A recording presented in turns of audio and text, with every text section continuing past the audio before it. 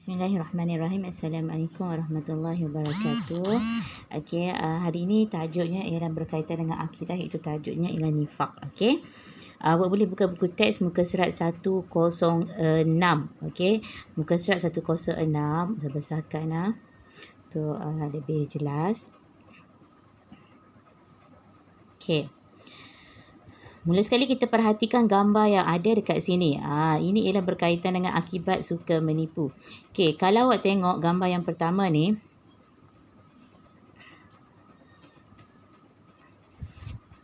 Sekejap. Okey. Kalau awak tengok gambar yang ni, seorang pengembala kambing. Okey. Pengembala kambing ni, dia macam bosan lah. Dia macam boring. Sambil-sambil jaga kambing dia tu dia berasa boring. So, dia terfikir idea. Okey, gambar yang kedua ni dia terfikir idea. Dia terfikir apa? Dia terfikir, konon-kononnya ada harimau di kawasan tu. So, dia menjerit. Harimau. Jadi, kawan-kawan dia ni datang. Orang datang tolong dia. Bila orang datang tolong, dia bercakap, tak ada pun harimau. Dia sengaja. Okey. Jadi, mereka berdua ni pun pulang lah. Macam marah dekat dia sebab tipu kan. Jadi dia pulang. Bila dia pulang, dia pun tengok. Rupa-rupanya betul-betul ada harimau. Harimau yang sedang nak makan dia punya kambing. So dia menjerit lagi sekali, harimau. Jadi mereka yang berdua ni, yang berpatah balik ni, dah tak percayalah. Sebab dah kena tipu untuk kali pertama. Jadi mereka sudah tidak percaya. Jadi bila tak percaya, maka kambing dia ni pun dimakan oleh harimau. Bila makan dia oleh harimau, dia pun menangis. Jadi itulah akibat yang diperolehi, yang didapat. Yang pengembala ni dapat. Sebab dia tipu. Bila dia tipu, orang dah tak percayalah bila walaupun benda tu dah betul kan. Itulah akibat apabila kita berbohong. Okey, kembali pada tajuk kita berkaitan dengan nifaq. Okey, muka surat seterusnya itu muka surat 107. Tengok yang kat sini dia kata maksud nifaq. Okey, apakah yang dimaksudkan dengan nifaq?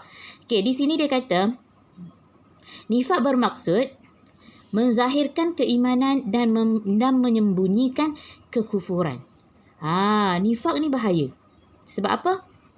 Kalau kita tengok pada orang tu, dari segi luarannya, dari segi zahirnya, dia ni penuh dengan keimanan.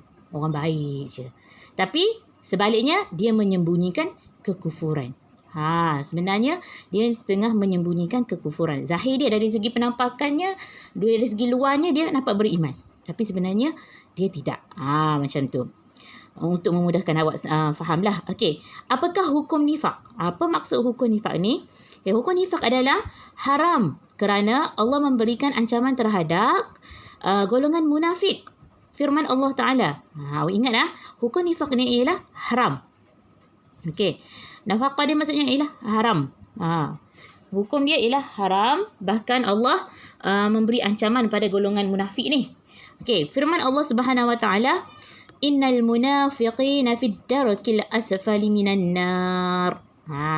Itu maksud dia. Surah An-Nisa ayat yang ke-145. Innal munafiqi, sesungguhnya orang-orang munafik itu fid darkil, ditempatkan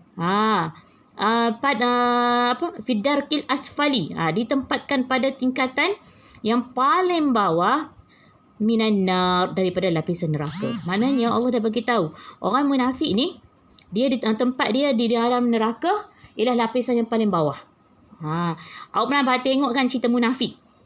Munafik kalau awak tengok cerita munafik, dalam tu ada Nasir Billah Khan. Nampak dia macam orang yang beragama, betul tak? Dengan serbannya, dengan pakaian dia. Kalau orang tengok maknanya orang alim. Padahal dia mengamalkan ajaran sesat. Betul tak? Jadi itulah maksud nifaq, nifaq tajuk kita hari ini. Iaitu menzahirkan keimanan dan menyembunyikan kekufuran. Orang ni munafik. Dari segi luaran nampak beriman, baik. Tapi hakikatnya tidak. Macam cerita munafik itulah. Okey. Nombor 4. Dia kata, Nabi Muhammad telah menyatakan ciri-cirinya dengan jelas. Sabda Nabi Muhammad, an Abi Hurairah qala Rasulullah, ayatul munafiq thalathun idza haddatha kadzaba wa idza wa'ada akhlafa wa idza tumina khana. Nabi bagi tahu ada ciri-ciri dia. Nabi dah beritahu dengan jelas ciri-ciri orang munafik ni. Ciri-ciri orang munafik ni Nabi kata ada 3. Apa benda? Iza hadatha kadzaba. Apabila dia bercakap, dia berbohong. Iza haddatha. Apabila bercakap, kadzaba. Dia berbohong. Kemudian, wa iza wa'ada akhlafa. Wa iza wa'ada ni maksudnya apabila dia berjanji, akhlafa, itu dia mungkiri. Kemudian, wa iza tumina khana. Apabila diberikan sesuatu amanah, dia khianat. Ini antara ciri-ciri orang yang bersifat munafik. Okey. Okay, tengok kat glosari bawah ni dia kata munafik, iaitu orang yang memiliki sifat nifaq tadi. Maksudnya memiliki sifat ni lah, menzahirkan keimanan, hakikatnya dia menyembunyikan kekufuran. Okey. Muka surat 108. Okey. Muka surat 108 ni dia membincangkan tentang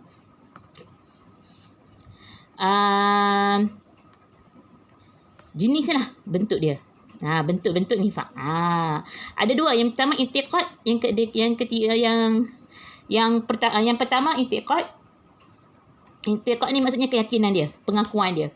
Nifaq ni maksudnya dari segi amalan. Dari segi amalan dia. Okey, kita tengok dulu dari segi i'tiqad, itu pengakuan dia, keyakinan dia. Yang mana ni orang yang macam ni dia tidak beriman dengan ajaran Islam, namun berpura-pura seperti beriman dengannya.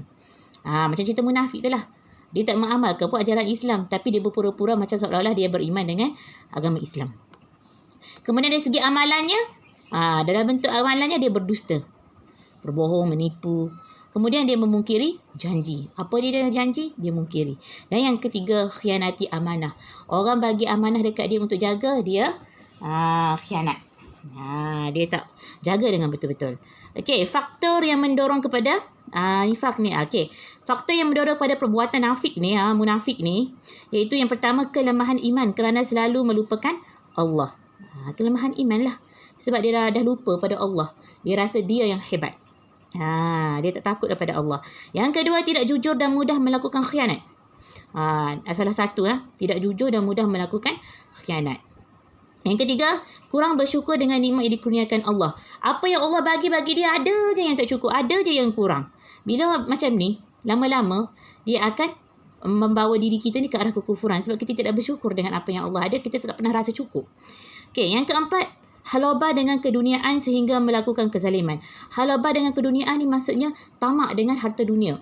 Dia nak segala-galanya dalam dunia ni, dia nak kemewahan, nak kebahagiaan, semuanya, sehingga dia melakukan kezaliman. Dia nak dapatkan apa yang dia nak tu sampai dia sanggup buat kezaliman. Itu antara faktor-faktornya. Okey. Tengoklah, awak boleh tengok cerita munafik tu. Yang mana kalau cerita munafik tu, Nasib bin Khan tu dia bersikap tamak. Kekayaan dia semua, nak perempuan dia, nak harta dia, nak. Jadi sampai tahap macam tu, dia sanggup melakukan kezaliman. Dia sanggup nak bunuh orang, sanggup buat macam-macam untuk dapat apa yang dia nak. Kita boleh tengok contoh pada cerita filem munafik tu. Kemudian, perkara yang menyebabkan nifaq ni. Apa yang disebabkan nifaq ni? Yang pertama ialah apabila bercakap dia berdusta. Contoh cakap lah. Apa yang dia cakap ni tak boleh percaya langsung. Semuanya berbohong. Yang kedua, apabila berjanji dia mungkir. Segala janji-janji dia tu kita boleh percaya sebab dia akan mungkiri janji tu. Kemudian yang ketiga, apabila diberikan sesuatu amanah, dia khianat. Jadi betul lah lagu nasyid yang berkaitan dengan iman. Betul tak? Iman tak dapat diwarisi dari seorang ayah yang bertakwa. Kan? Kalau dengar lagu nasyid tu, dia dah beritahu iman ni tak dapat diwarisi oleh orang ayah yang bertakwa. Kalau ayah kita beriman dan seorang ulama sekalipun, tapi belum tentu lagi kita dapat mewarisi keimanan, kehebatan, kesopanan, kesatuan ayah kita tu. Jadi keimanan kita perlu cari, kita perlu amal. Okey. Kemudian kesan nifaq dalam kehidupan. Apa kesan dia? Okey, kat sini dia bagi 3 kesan, iaitu individu, keluarga, masyarakat dan negara. Kita tengok dulu individu. Dari segi individu, dibenci oleh masyarakat. Orang yang bersifat munafik ni, orang benci. masyarakat benci. Kemudian hilang rakan dan taulan. Makin tak adalah hilang lah, makin rakan-rakan makin menjauhkan diri. Sentiasa berada dalam keresahan dan ketakutan. Sebab dia buat benda yang salah kan. Okey, itu dari segi individu. Dari segi keluarga pula, hilang rasa kasih dan sayang. Hilang rasa kasih dan sayang. Kemudian yang kedua, tiada hormat menghormati sesama anggota keluarga. Tak ada dah rasa hormat antara satu sama lain di antara ahli keluarga. Okey, seterusnya ialah timbul perasaan curiga. Bila dalam keluarga mula timbul perasaan curiga ni, kita minta jauh lah. Sebab bila ada timbulnya perasaan curiga, akan berlakulah perpecahan dalam keluarga tu. Okey, kemudian dari segi masyarakat, iaitu melemahkan perpaduan dan kesatuan. Tak ada dah lagi lah kerjasama ke apa, perpaduan tu tak ada dah dalam masyarakat tu. Kemudian yang kedua, sentiasa berbalah dan bergaduh. Dalam masyarakat itu akan ada perbadahan dan pergaduhan lah. Macam tengok cerita munafik tu lah. Bila kita pergi ke kawasan kampung dia tu, mula ada nak bergaduh, nak memberontak, ada macam-macam. Filem tu kan. Yang ketiga, hilang nilai dan akhlak dalam masyarakat tu. Tak adalah akhlak-akhlak ni. Okey. Seterusnya ialah dari segi negara. Bila negara, maka berlakulah jenayah, penindasan dan kezaliman makin meningkatlah kan. Macam sebelum-sebelum ni negara kita dikejutkan dengan pelbagai ajaran-ajaran sesat kan. Kemudian yang kedua, umat mundur dan lemah. Ini akan berlaku dalam negara kita bila makin ramai orang yang bersifat munafik ni. Kemudian mudah dikuasai dan dijajah. Bila berlaku macam ni, mudahlah kuasa-kuasa lain mudah masuk ke negara kita. Negara kita pun akan mudah dijajah bila makin ramai rakyat kita terpengaruh ataupun terlibat dalam sifat-sifat munafik ni. Okey, boleh faham dah jelaskan secara ringkas sahaja. Okey, kat sini dia kata jauhi nifak. Macam mana kita nak menjauhi sifat munafik ni? Yang pertama ialah ni, tingkatkan keimanan kepada Allah dengan berzikir, berdoa dan bertadabbur Al-Quran. Ini cara dia. Awak tengok yang diwarnakan ni. Tingkatkan keimanan kepada Allah dengan zikir. Subhanallah, alhamdulillah, wa la ilaha illallah, Allahu akbar. Kita zikir. Kita amalkan diri kita dengan berzikir supaya kita tak adalah nak bercakap kosong, nak berbohong, ada je benda yang mengumpat. Kemudian berdoa, sentiasa mohon doa pada Allah supaya kita ni dijauhi daripada perangai-perangai yang buruk. Kemudian bertadabbur Al-Quran. Tadabbur Al-Quran ni maksudnya kita baca Al-Quran bukan semata-mata baca, kita cuba fahami. Kita baca tafsir Al-Quran sebab dalam Al-Quran ni menceritakan pelbagai. Bila kita baca Al-Quran, kita faham maksudnya, kita tahu apa yang disampaikan oleh Allah Subhanahu Wa Taala melalui pembacaan kita tu, insya-Allah. InsyaAllah kita akan terpelihara daripada melakukan perkara-perkara yang pelik. Seterusnya, perlu menambah ilmu agama dan beramal dengannya. Kita perlu belajar. Kita belajar ilmu agama daripada kita kecil. Mak kita ajar nak baca doa tidur, nak baca doa makan, sampailah kita mati kita kena belajar ilmu agama. Kemudian seterusnya ialah kita perlulah memikirkan tentang keburukan nifak ni. Kita kena selalu fikir, kalau kita bersifat munafik ni, kita bercakap bohong, apa kesan daripada kita. Kita kena sentiasa mikir benda tu supaya kita tak buat benda tu. Kemudian kita hendaklah sentiasa bermuhasabah. Muhasabah ni maksudnya flashback. Kita ingat balik apa yang kita buat. Betul tak kita buat? Perkara-perkara dalam seharian tu betul tak kita buat? Kemudian berakhlak mulia dan bersyukur kepada Allah. Berakhlak mulia ni dari segi pemakaian ke percakapan kan, semualah yang berkaitan kita ni, kita mempamerkan, mencerminkan agama yang kita bawa. Okey, dan yang paling penting sekali kita bersyukur kepada Allah. Apa yang kita perolehi, nikmat yang kita perolehi pada hari ini, kita kena bersyukur. Okey, sebabnya tidak ada kekurangan yang Allah bagikan pada kita. Kalau kita tengok orang lain nampak macam sempurna, hakikatnya mereka tak sempurna juga. Boleh faham? Boleh jadi mereka mewah ataupun bahagia dari segi baik, elok dari segi kewangan ke apa ke, tapi mungkin dia kurang dari segi kasih sayang ataupun hubungan kekeluargaan. Kita walaupun kita tidak semewahnya, tidak mempunyai kekayaan ke apa ke, tapi kita mewah dengan kebahagiaan dalam perhubungan. Jadi kita kena sentiasa bersyukur dengan Allah dengan apa segala yang Allah berikan pada kita. Okey? Itu cara untuk kita nak jauhi sifat seperti itu. Okey, jadi habis tajuk kita pada hari ini. Ustaz harap awak boleh fahamlah penerangan yang secara ringkas ni.